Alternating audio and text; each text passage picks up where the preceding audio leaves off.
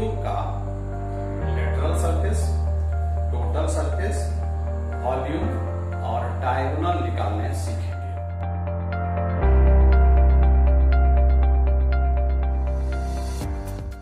Cube को हिंदी में घन कहते हैं। क्यूब क्या होता है? क्यूब एक 3 डायमेंशनल स्ट्रक्चर है जो 6 इक्वल स्क्वायर से बना होता है। और आप जानते हैं स्क्वायर का प्रत्येक साइड बराबर होता है और साथ ही प्रत्येक एंगल उसका 90 डिग्री होता है। मैं आपको एक क्यूब दिखा रहा हूं, आप देख सकते हैं। यह सामने का जो फिगर आप देख रहे हैं, स्ट्रक्चर आप जो देख रहे हैं, यह स्ट्रक्चर आप निश्चित रूप से कहेंगे एक स्क्वायर है जिसका प्रत्येक साइड बराबर है। आप देख रहे हैं इसका सिंबल मैंने ए दिया हुआ है और इसका एरिया कितना होगा?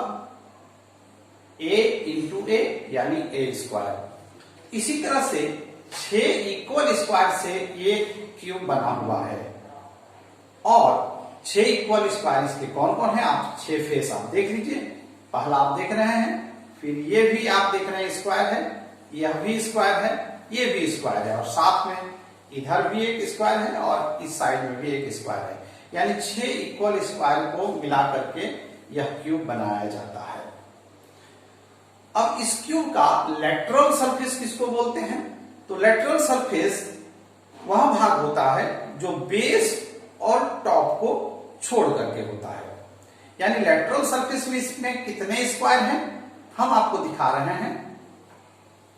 एक स्क्वायर सामने जो हम दिखा रहे हैं, फिर इस साइड में जो स्क्वायर दिखा रहे हैं, फिर इस साइड का जो स्क्वायर है और फिर इसके बैक साइड का जो स्क्वायर है। ये 4 स्क्वायर जो होंगे ये लेटरल होंगे। ठीक है, इसको किधर से भी रख सकते हैं। इधर से रखेंगे तो ये चारों लेटरल हो जाएंगे, ये बेस हो जाएगा, ये टॉप हो जाएगा। यानी बेस और टॉप को छोड़ करके बाकी चारों स्क्वायर इसके लेटरल फेस बनाते हैं। तो लेटरल सरफेस एरिया कितना होगा आप जान चुके हैं। देखिए इस एक स्क्वायर का एरिया कितना है? ए स्क्वायर, क्योंकि प्रत्येक साइड ए है तो ए स्क्वायर एरिया है। तो 4 स्क्वायर का एरिया कितना होगा? 4a square. 4 से मल्टीप्लाई कर देंगे। इस फिगर में आप देखिए यहां पर लेटरल सरफेस इक्वल टू क्या होगा? 4 इंटू एरिया ऑफ स्क्वायर। यानी 4 इंटू एक स्क्वायर का एरिया आपने देख लिया कितना है? ए स्क्वायर। यानी लेटरल सरफेस क्यूब का क्या होगा? 4a square. अब अगर हम टोटल सरफेस की बात करें तो टोटल सरफेस में आपको मैंने बताया ये 6 स्क्वायर से बना हुआ है। यानी 6 स्क्वायर का एरिया जो होगा इसका टोटल सरफेस एरिया होगा। तो टोटल सरफेस एरिया कितना होगा? 6 इंटू एरिया ऑफ स्क्वायर यानी 6a स्क्वायर। ठीक है, अब इसका अगर हम वॉल्यूम निकालने की बात करें तो वॉल्यूम क्या होता है? बेस का जो एरिया होता है उसको हाइट से मल्टीप्लाई कर देंगे तो वॉल्यूम आ जाएगा। तो बेस का एरिया जिसको भी आप बेस माने वो तो ए स्क्वायर ही है और साथ में हाइट भी इसका ए ही बनेगा।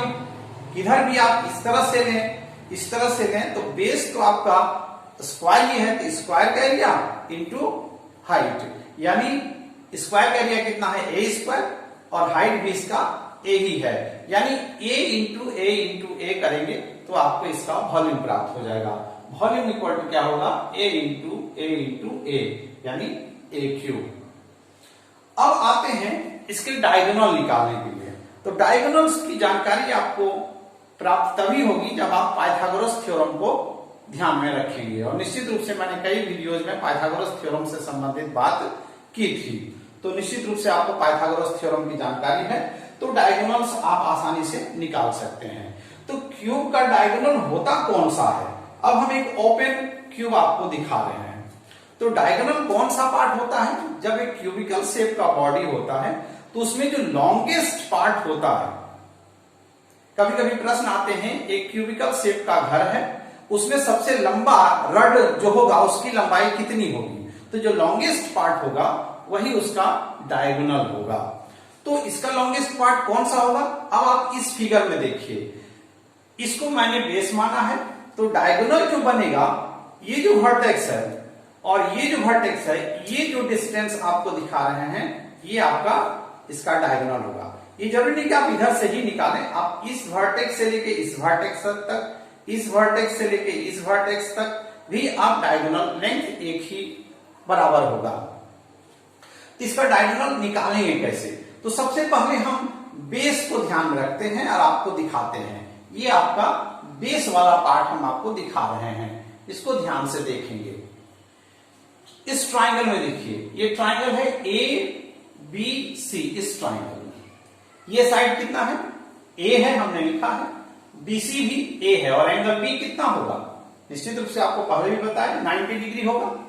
तो एसी कितना होगा? पाइथागोरस थ्योरम कहता है ये एसी यहां पर हाइपोटेनियस बन जाएगा। तो पाइथागोरस थ्योरम कहता है hypotenuse equal to perpendicular square plus base square. तो परपेंडिकुलर भी यहां ए है और बेस भी ए है, तो यानी एसी हम लोग कैलकुलेट करेंगे। अब उसके लिए यहां पर आप देखिए इस फिगर में यहां पर, और इसको भी ध्यान में रखिएगा, ए बी सी यहां पर है, ए बी सी, यहां एंगल बी 90 डिग्री है। तो एसी कितना होगा यहां निकालेंगे। ए बी ए है, बी सी ए है, AC equal to root under A B square plus B C square, A B square plus B C square, यानी A square plus A square, यानी AC equal to root under 2a square, और a square का a निकल जाएगा square root से और 2 root के अंदर रह जाएगा, यानी ac इक्वल टू क्या हो जाएगा? Root 2a। अब हमको ac प्राप्त हो गया। अब आपको हम दिखाएंगे इस ट्राइंगल में, देखिए ध्यान देंगे, a c और इस ट्राइंगल में d है। ac, अब जो ac अभी हम निकाले वो इसका बेस हो गया कितना? Root 2a। और अब हाइट कितना हो गया? ये a है और ये d है, AD हाइट हो गया।